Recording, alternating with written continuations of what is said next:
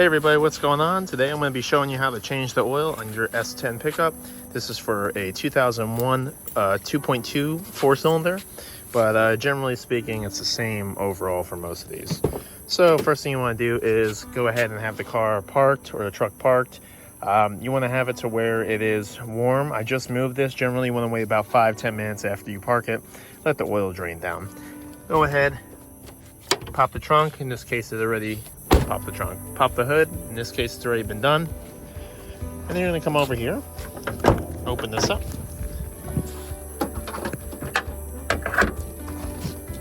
make that secure, and you're going to locate the engine oil fill cap, which is right here. And you're going to open it just a little bit, mainly so there's airflow when you open up the bottom bolt. Now it's up to you if you want to put this on stands. If you have enough clearance, I generally kind of snake under there or go under there without putting it on stands and do it. This is up to you. Be safe, but either way, that's how I do it. Like I said, be safe. If you're going to do this, you should really put things behind the wheels, have the emergency brake on. Don't mind the sandals. Emergency brake on, and have this pretty much in park, safe and good to go. But yeah, you want to get yourself a drain pan oil, which I'm using 5W30 Casual GTX Ultra Clean, and I got me a Fram Ultra Synthetic XG3387A. Fram gets a lot of hate. It's fine, at least in my opinion. It's fine. I usually use Mobile One, but Fram's not a problem either. So I'll show you, and like I said, it's kind of why I like trucks, because you can get under here without necessarily having to jacket. Can't do this on the Miata, that's for sure. Oh, just checking up there. All right, as you see, there's a little bit of leak right there, but that's okay. But generally speaking, the oil bolt's gonna be right there. Boom, add the arrow right there so you can see it. Don't forget when you're doing this to undo that and open this. All right, get the pan underneath there, and then you're gonna go ahead and get yourself a size 15. And go ahead and make sure it's lefty-loosey, because this is coming off, not going on. All right, I already broke it, super easy, but go ahead, get the 15 on there. Remember, lefty-loosey. And then remember, pan under.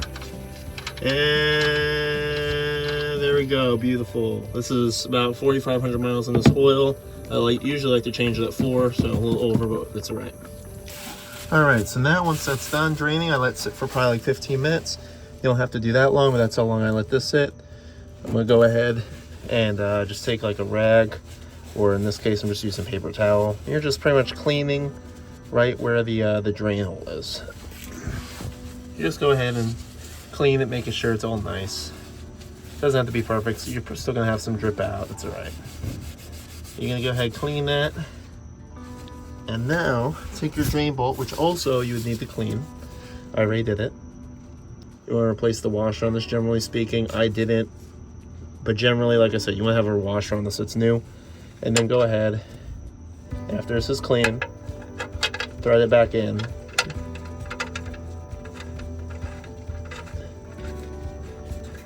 And go ahead and tighten this. Remember, ready, tighty, what's going on.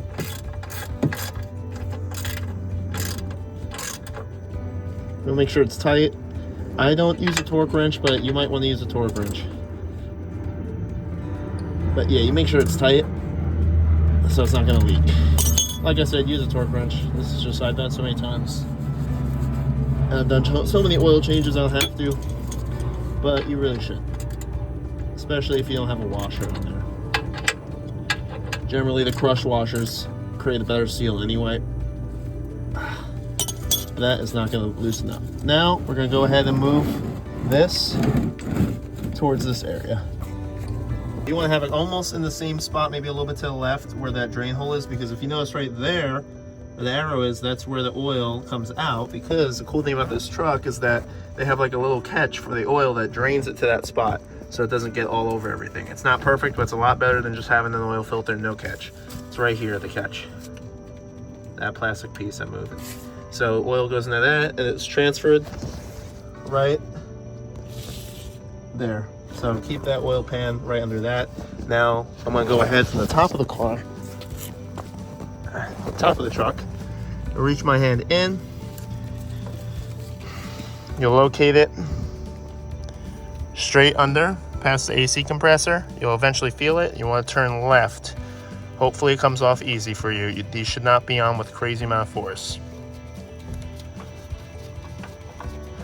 I turn this off. Now I just took it off, and I like to, as soon as I take it off, I turn it up. You can kind of see it's already up to minimize the amount of oil that's going to drip everywhere. And look at that, it's still full. So as soon as you take it off, flip it up and pull it up. So I'm going to go ahead and pour this on there. Let it sit. Drain into there. But yeah, we might be good to just put this new filter on. Yeah, see, only a little tiny bit dripping. That's good. Now go ahead, get your clean cloth. Really, you shouldn't use a microfiber, but that's what I'm doing. Go ahead and go down there and clean. You'll have to feel for it, but clean where the oil filter was seated. You'll feel like the middle threads that it was screwed onto, and you'll just go ahead and clean that mating surface where that oil filter sits. I'm doing that right now, kind of going around it. Doesn't need to be perfect, but clean. It needs to be clean. Got some stuff off it. Important thing, whenever you take the oil filter off, make sure you have the rubber seal to the oil filter with it, because sometimes it'll stick on there. And ask me how I know, but if you put the oil filter on there with that old seal, it will leak immediately when you start the truck, and you're gonna have to do it all over again. So yeah, make sure you got the oil seal, or the plastic oil, or the rubber oil seal, I should say, on that oil filter. And double check while you're cleaning it, like feel for it, but it's pretty easy to spot on the filter. So, but still, I always double check, make sure that the mating surface is 100% clean on the where the oil filter goes. Now I wonder if I could maybe try this one more time. Let's see. I don't know if this is gonna show it. I don't know if I just got that, but hopefully you were able to see that. All right, now go over to your oil filters. Get it open. I'm doing this at 8 o'clock at night, by the way. Or what time is it? 8:25, that's all right. So go ahead, get your oil filter. That's the old seal I was telling you. Don't, make sure you have that on there. And I prime it only a little bit. I don't fill the whole thing up because it's a horizontal, or let's say it's mounted. Yeah, it's not mounted vertically, so this is going in like this. There's no point filling this up with oil just to turn it and have it leak everywhere. I only put a little tiny bit in there. All right, I poured a little bit in there. You can kind of see some got there. I'll just clean it off. You want to use a little bit of fresh oil to lubricate the seal, the O-ring. And then I like to, when it's in there, I like to kind of just like turn it around to kind of coat the seal, or the filter inside, I should say. Kind of let it soak in. It's not a lot of oil, but it's enough to where it's not 100% dry. Makes it a little bit easier for other oil to pass into when there's already some in the fins. Like I said, yeah, I personally don't fill this up all the way. But yeah, now once this is done, go ahead and dry this off, because you're going to need all the grip you can get to screw this on. And when we're screwing this on, we're just doing hand tight. We're not tightening it down with any tools at all, just hand tight. All right, I wiped out the outside. For the most part, this grip is dry, so it's good. Now we got this all lubricated. Now I'm going to go ahead and install it. I'm going to drop it kind of just like I took it in, or took it out. Drop it in vertically. And it might take a few tries for you to locate this. But once it's down there, go ahead and turn it. And where is this? All right, I located it, and it's kind of hard to see, but you want to gently screw it on. It should screw on fairly easily.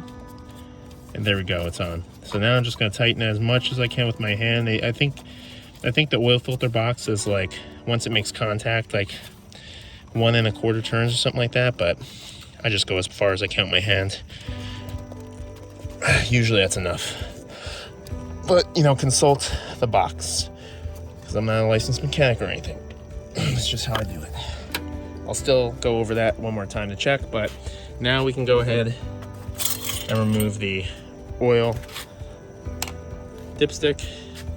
Go ahead and get your funnel.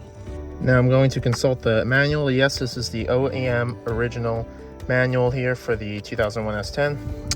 I think it's in the back. Do this page here, and look, and by the way, if you ever need anything, look at this, take a picture of that. Pretty useful. But yeah, we're gonna go to the cooling system we don't care about.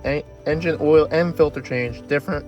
Remember, it's different when it's just the oil, but this is end filter, so it's both 2.2, 4.5 quarts. All right, so we're pretty much gonna make sure it goes right about, and we're gonna look at the quart side. We want it to go to 0.5. But what I'm gonna do is I usually fill right about probably like 0.7 or so, like right around here, and then I start checking the levels. But yeah, got the oil, I should say the funnel, and we can start pouring. A little bit over, but that's okay. Like I said, make sure the oil pan or the oil drain bolt is in and the filter's on before you do this, because then you're just gonna waste oil. All right, so I have it down to right, probably 0.8, 0.7. I'll probably pour a little bit more. I don't always go straight down to 0.5 because I'm gonna put this in there and then try to measure with the dipstick, just as there's always a little bit of oil left in the engine. But yeah, in this area under 1, that's where I go. And I was trying to mention about pouring it. This is a little bit better. You can pour it like this into the engine, and it helps with the gurgling instead of pouring it straight on.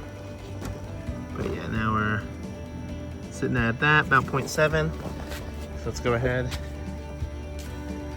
put the cap on so we don't have any contaminants into the oil. And now let's go ahead and remove the oil filter, or I should say the oil funnel, not filter. Go ahead, clean up any overspill that you may have got.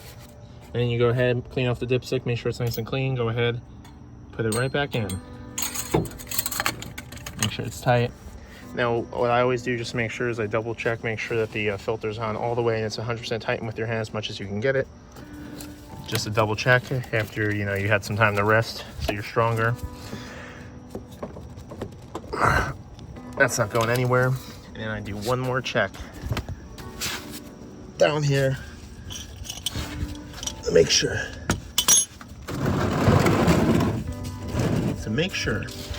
This is not going to leak.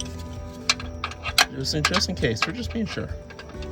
That's all. We're not gonna tighten it much anymore, just making sure. Yep, that's not going anywhere. So we're good. Now we can start the truck. And don't forget to remove all things from under the truck when you start it. And then when you start it, immediately come out to the front and watch for leaks and watch for overheating. All right, go ahead and start the truck. Oil pressure is going to go up. I already just started it, but now come out to the side or the front. Check for leaks. Should not see leaks. If you see leaks, shut it off immediately and find where it's leaking from. Know where it smells. Make sure the oil filter is 100%. I keep calling this oil filter. Oil dipstick. Make sure the oil dipstick is 100% tight. No leaks. Nothing pouring out of the engine bay. I think it's a successful oil change. Go ahead and bag up the oil filter, dispose of it correctly. Take your oil, bring it to whatever oil store near you and dump it. We don't want that getting into the ground or anything. And then, yeah, keep that maybe in the truck just in case you need to top off. But that's about it. All right. We're at right temp, good oil pressure. We're gonna shut this off. Once it's shut off, I'm gonna close it. Come over here, inspect for leaks, which there are none. So we're good. When it's off, let it sit for like 5 or 10 minutes. Then take out the dipstick, clean it, put it back in, pull it out, and make sure you keep the dipstick when you pull it out pointing down. You don't want to tip it or anything, it'll make the reading off. So pull it straight out and hold it, and it should be between the full and empty mark. It should be pretty much almost at the full mark. That's where you want to aim for. If it's way too high, you're going to have to drain some oil. You put too much in it. If it's way too low, make sure you're on the level surface and you gave it some time to drain back into the oil pan after you're running it. But if it really is too low, you may have to top it off. But besides that, thank you everyone for watching. Have a wonderful rest of your day. Joey, boost it out.